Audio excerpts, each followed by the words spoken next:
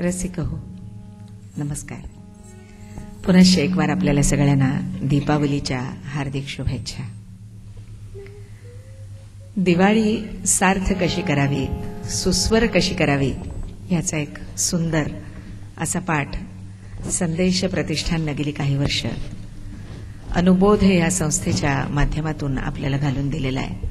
आणि त्याचंच फलित म्हणजे दिवाळीच्या एकंदर सांस्कृतिक आनंदाकडे वेगळ्या नजरेनं पाहणारा किंवा पाहण्याची वाट दाखवणारा आजचा हा कार्यक्रम.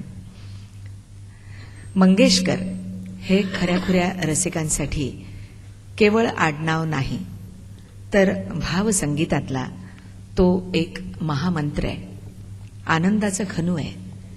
मंगेशकर घराण्यानं स्वरांचं बारमाही वसंत आपल्या जीवनामध्ये फुलवत ठेवलेला आहे.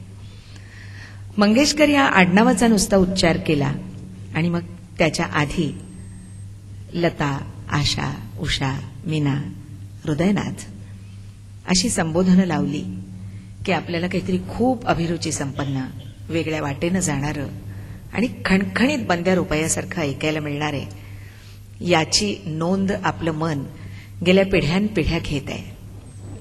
लता दीदींचा अमृत स्वर, आशाताईंचा ऐश्वर्य संपन्न स्वर, चांदीची खनक असलेला उषा मंगेशकरांचा स्वर, या स्वराची आपल्यावरची मोहिनी ही अवीट आहे.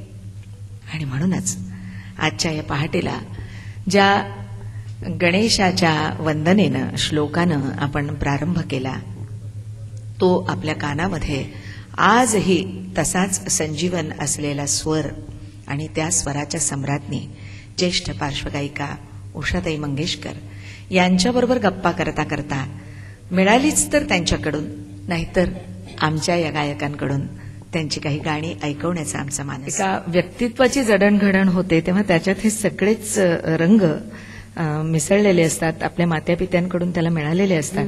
माईंच्या आठवणी मात्र डोळसपणे तुमच्या मनामध्ये असतात. कारण वडील गेल्यानंतर माईजवळ आम्ही दोघी, मी आणि हृदयनाथ जास्ती राहिलो.